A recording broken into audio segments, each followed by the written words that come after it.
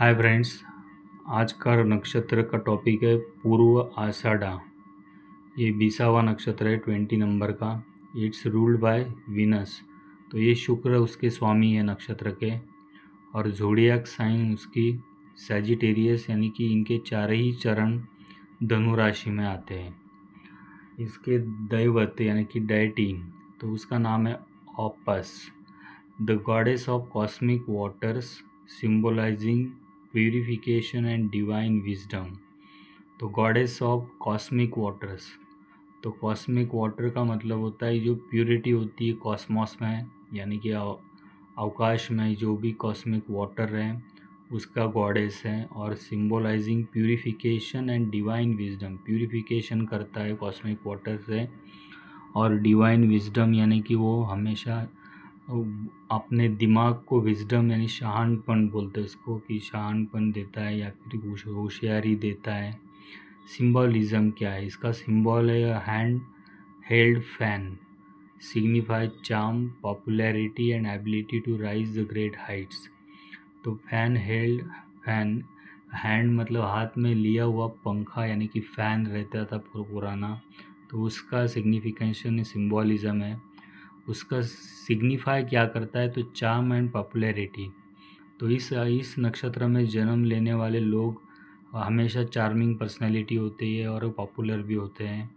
Ability to rise to great heights, बहुत heights तक वो पहुंच सकते हैं।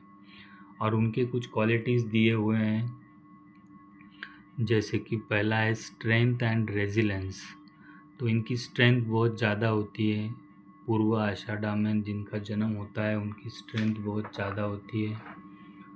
और रही बात चार्म एंड इन्फ्लुएंस, तो चार्म एंड इन्फ्लुएंस इसका मतलब है कि वो बहुत चार्मिंग पर्सनालिटी होती है और दूसरे को इन्फ्लुएंस करने वाली पर्सनालिटी होती है। विजडम एंड क्रिएटिविटी, विजडम मतलब बहुत ही होशियार होते हैं और बहुत ही क्रिएटिव पर्सनालिटी होती है। लीडरशिप क्वालिटीज़ उनमें होती है।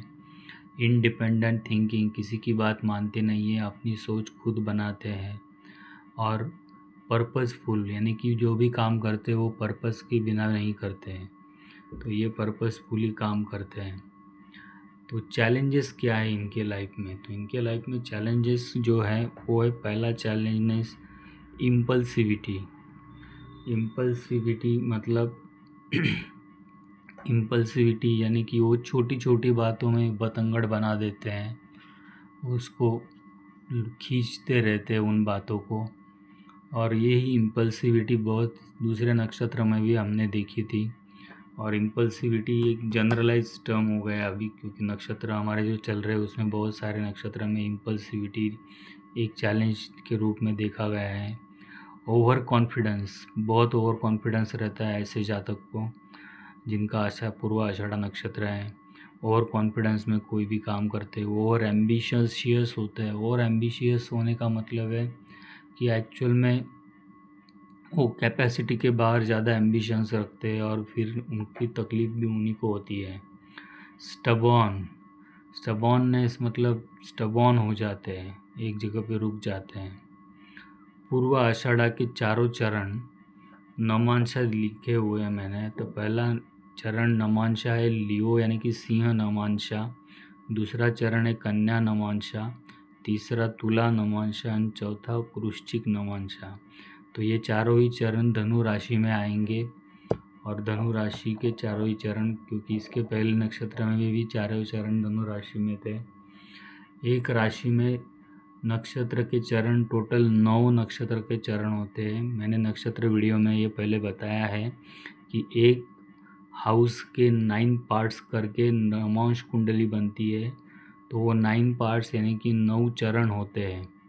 एक राशि में टोटल 9 चरण आते हैं। तो मैं हर नक्षत्र के साथ ये चरण लिख रहा हूँ कि कौन से नक्षत्र के चरण कौन से हैं और वो कौन से राशि में आते हैं और उनके नवांशा साइन कौन से हैं।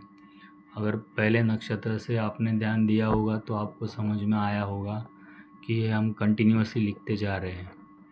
Thank you very much.